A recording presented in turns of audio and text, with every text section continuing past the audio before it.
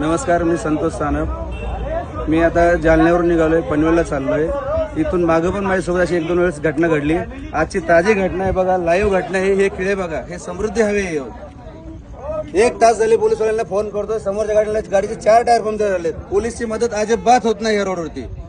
इथून मागं पण 2 वेळा, आता पण फॅमिली सोबत आहे. हे बघा, पूर्ण रस्ता जाम झाला. हे बघा, पोलीस इथे उभे.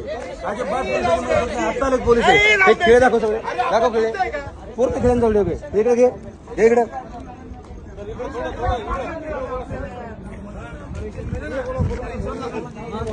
भाऊ, इथून मागून माझ्यासोबत अशा घटना 2 वेळा झाल्यात. तेव्हा पण मी पोलिसांना फोन केला, अजिबात पोलिसांची मदत होत नाही.